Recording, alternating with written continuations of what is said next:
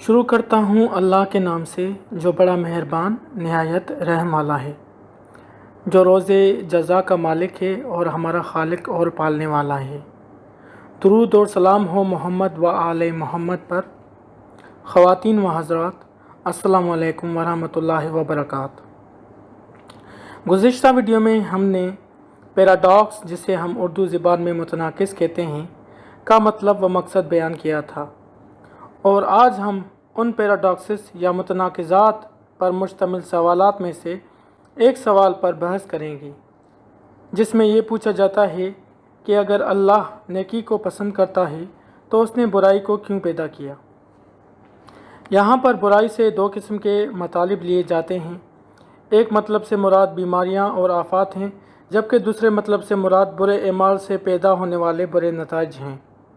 حالانکہ یہ دونوں چیزیں ایک ہی مطلب اور وجہ بیان کرتی ہیں، اس کے باوجود ہم کچھ وجوہات کی بنا پر ان سوالات کو الگ الگ تفصیل سے بیان کریں گے۔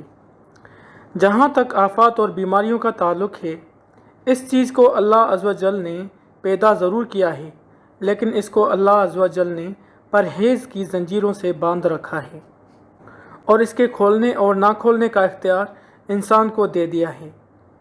جب بھی کوئی انسان عقل کے ضابطوں کو فراموش کر کے ان زنجیروں کو کھول نہیں دیتا، تب تک یہ آفات اور بیماریاں وہیں پر بندھی رہتی ہیں، اور جیسے ہی وہ ان زنجیروں کو کھول دیتا ہے تو وہ وحشی جانوروں کی طرح اس کی طرف لپک پڑتی ہیں۔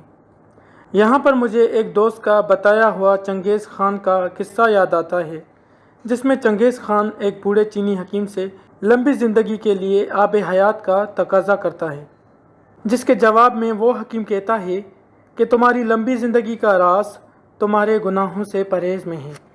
یہاں پر کچھ ملحدین بشمول کرسٹوفر ہچنس کے، جو کہ انتقال کر چکے ہیں، سوال کرتے ہوئے نظر آتے ہیں کہ آخر بیماریوں کے وجود کی ضرورت ہی کیا تھی، جس کا جواب یہ ہے کہ اگر انسان بیمار نہ ہوتا تو وہ حد سے زیادہ بد پرہیز، فحش اور لالچی ہوتا۔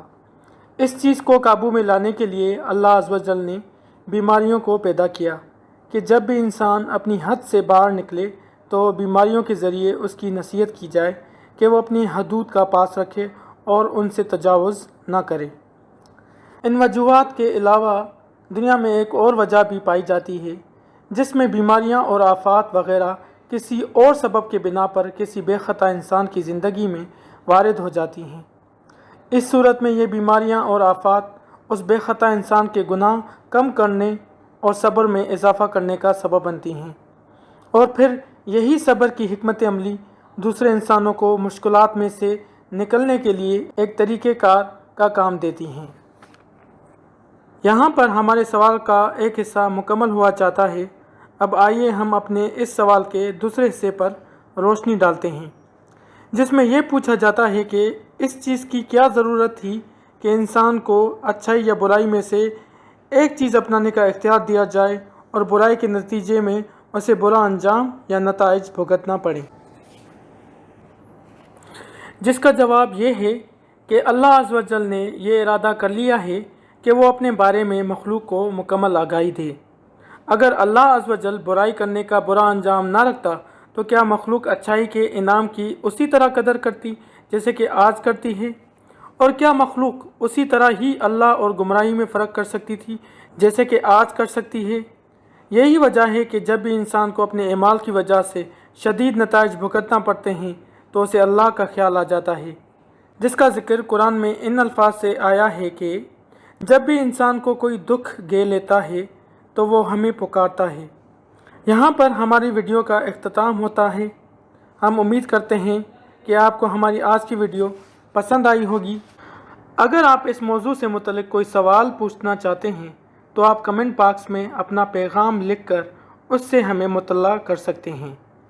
اگلی مرتبہ ہم ایک نئی ویڈیو کے ساتھ آپ کی خدمت میں حاضر ہوں گے۔ تب تک کے لیے ہم آپ سے اجازت چاہیں گے۔ ہمیں اپنی دعا میں یاد رکھیے گا۔ اللہ حافظ۔